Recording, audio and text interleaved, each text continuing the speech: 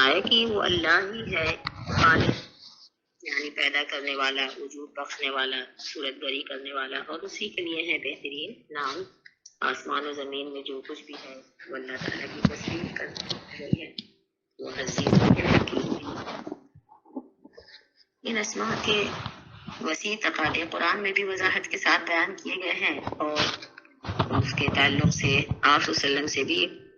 احادیث مروی ہیں۔ ایک مشہور حدیث ہے کہ آپ صلی اللہ علیہ وسلم نے فرمایا ان للہ 99 اسما 100 الا واحدہ، 100 الا واحدہ من احصاها دخل الجنہ، یعنی اللہ تعالیٰ کے 99 نام ہیں، ایک کم 100، جس نے ان کو شمار کیا تو جنت میں داخل ہوگا۔ اس حدیث کی روایت جو ہے صحیح بخاری میں بھی ہے، صحیح مسلم، مسند احمد اور سنن ترمذی اور ابن ماجہ وغیرہ میں۔ اللہ تعالیٰ کے یہ اسماء جو ہیں توقیفی ہیں، یعنی ان کے علاوہ اسماء اور صفات سے اللہ تعالیٰ کو پکارنا جائز نہیں ہے۔ اس کی وضاحت جو ہے شیخ البانی اور شیخ عثیمین وغیرہ نے کی ہے اپنی کتاب میں۔ ان اسماء میں سے کچھ اسماء پر علماء کا اختلاف بھی رہا ہے، یعنی کچھ اسماء ایسے ہیں جو لفظاً قرآن میں مذکور نہیں ہیں،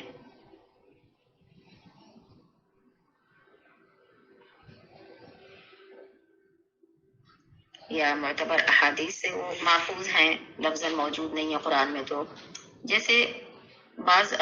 اسماء جو ہے وہ افعال اور صفات سے اخذ کیے گئے ہیں۔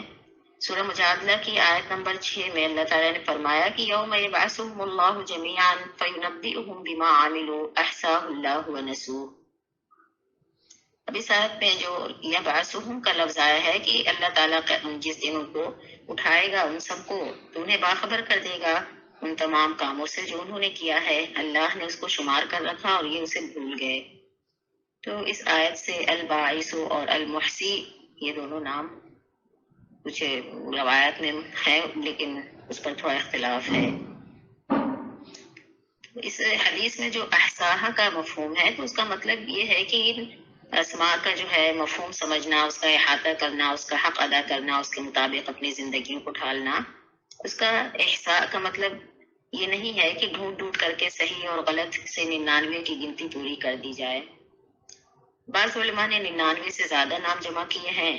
کہ خود آپ صلی اللہ علیہ وسلم نے اپنی دعاؤں میں ان کا ذکر کیا ہے، جیسے یا حنان یا منان کر کے آپ نے دعا مانگی ہے، مگر یہ دونوں نام جو ہے 99 نام میں شامل نہیں۔ غرض یہ کہ اس سلسلے میں کچھ اختلافات پائے جاتے ہیں، اس کے کچھ اصول بھی علماء نے بیان کیے ہیں کہ مطلب اگر کوئی فعل مذکور ہے تو اس سے جو ہے تو صفت نہیں ڈھالی جائے گی، اس نہیں بنایا جائے گا، البتہ کوئی اسم ہے، صفت ہے، تو اس سے جو ہے فعل اخذ کیا جا سکتا ہے۔ ان اسماء کی معرفت کے سلسلے میں علماء لکھتے ہیں کہ اللہ تعالیٰ کی معرفت کاملہ سے عبادت میں خشوع و خضوع پیدا ہوتا ہے، انابت اللہ کا جذبہ پیدا ہوتا ہے، اور شرک سے، شرکیہ کاموں سے بیزاری ہوتی ہے۔ عبادت میں کمال، تواضع، انکساری، اخلاص اور للہیت کا جذبہ پروان چڑھتا ہے۔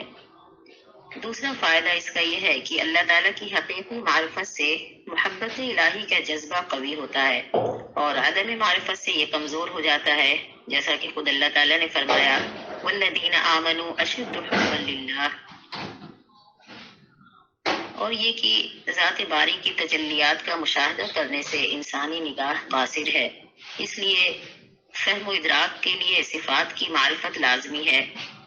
جیسے کوئی نئی چیز جسے ہم نے آنکھوں سے نہیں دیکھا ہے تو اس کی صفات بیان کر کے اس کو سمجھنے کی کوشش کی جاتی ہے۔ مثال کے طور پر ایک پھل ہے، ہم نے اسے نہیں دیکھا ہے تو اس کا رنگ، مزہ، لذت، اس کے سائز، اس کے خوشبو، ان سب چیزوں کے ذریعے سے ہم اس کو سمجھنے کی کوشش کرتے ہیں یا کسی کو سمجھانے کی۔ اسی طرح ان اسماء کی معرفت سے اللہ تعالیٰ کی صفات رحیمی، اس کی صفات جلالی کا شعور بیدار ہوتا ہے کہ ہمارا رب رحمان ہے، رحیم ہے، ہمیں کسی بھی حالت میں اس کی رحمت اور مغفرت سے مایوس نہیں ہونا ہے۔ تو دوسری طرف ہمارا رب جبار بھی ہے، قہار بھی ہے، عزیز ہے، مقتدر ہے، اس کی جزا اور سزا سے بے خوف نہیں ہونا ہے۔ خوف و رجا کی یہی کیفیت ایمان کا خاصہ ہے۔ اس میں کمی اور زیادتی سے بہت سے فرقے وجود میں آ گئے۔ خوف کی زیادتی مایوسی کی طرف لے جاتی ہے، اور رجا کی زیادتی یعنی حد سے زیادہ امید کرنا، یہ چیز جو ہے گناہ پر جری کر دیتی ہے۔ تیسرا فائدہ یہ ہے کہ اللہ تعالیٰ کی معرفت سے توکل کی صفت پیدا ہوتی ہے، یعنی یہ احساس کہ اللہ تعالیٰ ہی خالق الاسباب ہے، اس کی مشیت اور ارادے میں کوئی چیز حائل نہیں ہے۔ فعال لما یرید، وہ جو چاہے کر گزرتا ہے۔ وہو علی کل شیء قدیر، وہ ہر چیز پر قادر ہے۔ زندگی، موت، رزق و معاش، غم اور خوشی، ہر چیز کا مالک ہے، تو اسی پر توکل اور اعتماد بھی کرنا چاہیے۔ وعلی اللہ فلیتوکل المتوکلون۔ اور معرفت الہی کے لوازم میں سے ہے اللہ تعالیٰ کا خوف و خشیت پیدا ہونا، جیسا کہ اللہ تعالیٰ نے فرمایا انما یخشی اللہ من عبادہ العلماء، اللہ سے، اس کے بندوں میں سے صرف علماء ڈرتے ہیں، یعنی علماء سے مراد خدا کی معرفت رکھنے والے لوگ۔ عدم معرفت انسان کو خدا سے اور اس کے عذاب سے بے خوف کر دیتی ہے، اور معرفت الہی سے کتاب اللہ پر تدبر اور تفکر کا جذبہ بھی پیدا ہوتا ہے۔ یہ جاننے کا شوق پیدا ہوتا ہے کہ رب ذوالجلال عظیم الشان عرش عظیم کا مالک ہم سے کیا مطالبہ کرتا ہے، اس پر ایمان اور تقوی کے تقاضے کیا ہیں، اطاعت اور فرمانبرداری کے اصول کیا ہیں۔ اللہ تعالیٰ کی حقیقی معرفت، اس کی وہ عبادت میں اخلاص اور احسان، وہ صفات ہیں جن کا کوئی عوض نہیں۔ حضرت علی رضی اللہ عنہ فرماتے ہیں کہ لذت و معرفت اللہ شغلتنی عن لذائذ طعام الدنیا، اللہ تعالیٰ کی معرفت کی لذت نے مجھے دنیا سے اور دنیا کے کھانوں کی لذتوں سے مشغول کر دیا، مطلب مجھے ان چیزوں کی خواہش اور تمنا نہیں رہی۔ آپ صلی اللہ علیہ وسلم نے ایک حدیث میں فرمایا کہ لا احصی ثناء علیک انت کما اثنیت علی نفسک،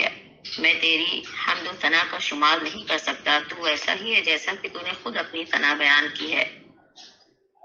اوپر جو حدیث مذکور ہے اس میں جو احصاء کا لفظ آیا ہے، من احصاها دخل الجنہ، تو احصاء کا مطلب علامہ ابن القیم رحمۃ اللہ علیہ بیان کرتے ہیں کہ احصاء الفاظها وعددها، یعنی وہی کہ اس کو اللہ تعالیٰ کے نام اور اس کی صفات کو شمار کرنا، اس کو ذہن میں مستحضر رکھنا، اس کو یاد کرنا۔ اور دوسری چیز ہے فہم و معانیہا و مدلولہا، یعنی اس کے معانی کو اور اس کے مفاہیم کو سمجھنا۔ اور تیسری چیز ہے دعاؤہ بہا، جیسا کہ خود اللہ تعالیٰ نے فرمایا کہ وَلِلَّهِ الْأَسْمَاءُ الْحُسْنَىٰ فَادْعُوهُ بِهَا، یعنی ان اسماء کے ذریعے، ان اسماء کے حوالے سے دعا کرنا، اللہ تعالیٰ کی ثنا بیان کرنا، عبادت میں ان کا تذکرہ کرنا۔ اب ہم اختصار کے ساتھ اللہ تعالیٰ کے نام اور ان کی صفات کا تذکرہ کرتے ہیں، اور مختصر معنی کے ساتھ، اور آئندہ انشاءاللہ اس کی تفصیلی بحث ہوگی۔ سب سے پہلا نام جسے اسم اعظم کہا جاتا ہے وہ اللہ ہے، جو ذات باری کے ساتھ مخصوص اور منفرد ہے۔ یہ اللہ تعالیٰ کا پہلا نام ہے، باقی اسماء کی اضافت اس کی طرف کی جاتی ہے، جیسے خود اللہ تعالیٰ نے فرمایا کہ هو اللہ الذی لا الہ الا هو عالم الغیب والشہادۃ هو الرحمن الرحیم۔ اس کے بعد الرحمن، یعنی کثیر الرحمہ، جس کی رحمت ہر چیز پر محیط ہے، ارحم الراحمین ہے۔ اور الرحیم، مسلسل رحم کرنے والا، جس کی رحمت کی انتہا نہیں، وکان بالمؤمنین رحیما۔ الملک، ملک الملوک، یعنی تمام بادشاہوں کا بادشاہ، اور مالک یوم الدین ہے، روز جزا کا مالک۔ القدوس، تمام عیوب و نقائص سے پاک و منزہ ہستی۔ السلام، تمام مخلوق کو سلامتی دینے والی ہستی۔ المؤمن، امن دینے والا۔ المہیمن، رقیب، تمام چیزوں کا محافظ، اپنے مخلوق کے اعمال اور ارزاق و اجال کا نگہبان۔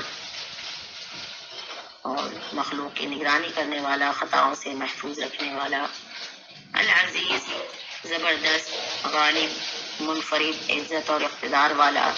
جس کا اقتدار سب پر حاوی ہو، ان العزت للہ جمیعا، الجبار زبردست غلبے اور زور آور ہستی، مخلوق کے بگڑی بنانے والی ہستی،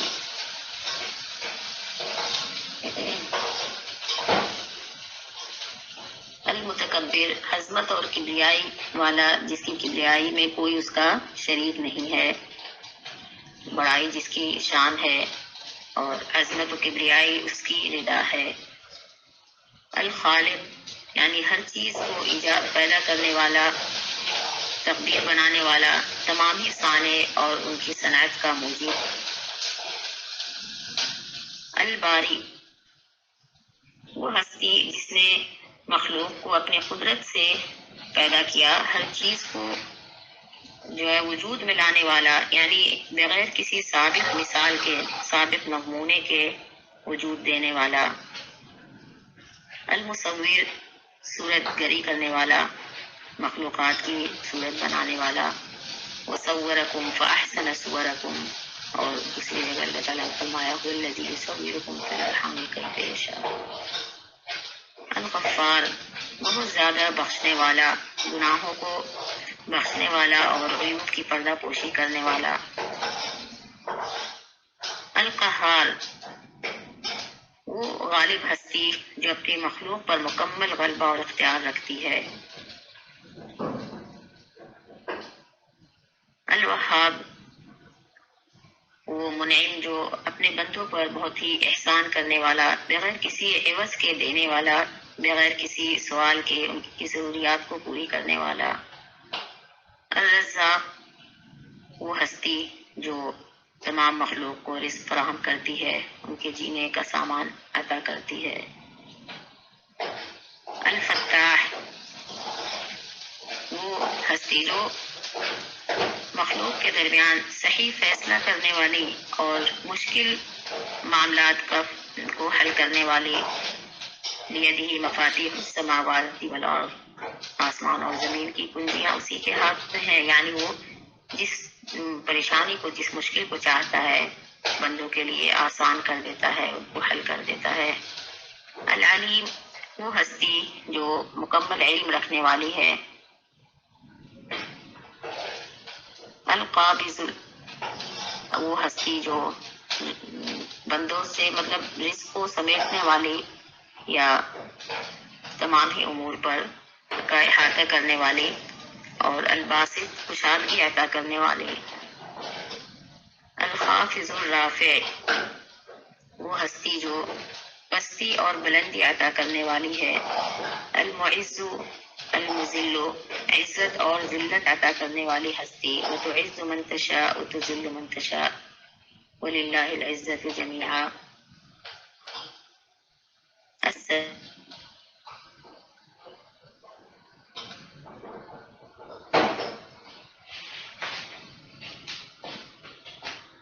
آواز والا سننے والا ہے، انسان جو ہے جو دل میں دعا مانگتا ہے اسے بھی اللہ تعالیٰ سنتا اور ان کی دعاؤں کو قبول کرتا ہے، ان کی حاجت روائی کرتا ہے، البصیر وہ ہستی جو تمام چیزوں پر نگاہ رکھتی ہے، ہر چیز اس کے نظروں میں ہے، کوئی چیز اس کی نگاہ سے مخفی نہیں، الحکم یعنی وہ ہستی جو اپنے مخلوقات کا فیصلہ کرنے والی ہے، العدل وہ ہستی جو عدل و انصاف کا سرچشمہ ہے، اللطیف باریک بین مطلب بندوں کے اعمال، ان کے تمام ہی ضروریات پر باریکی کے ساتھ نگاہ رکھنے والی ہستی،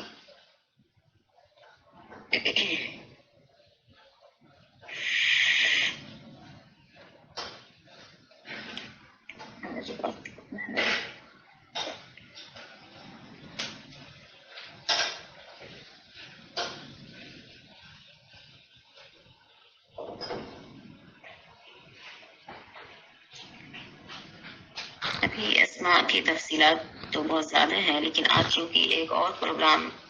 سامنے ہے، اس لیے یہیں پر ختم کرتے ہیں۔ اگلے ہفتے انشاءاللہ باقی اسماء کا تذکرہ کرتے ہوئے اور مزید جو ہے 4 اسماء کی تفصیل بیان کی جائے گی۔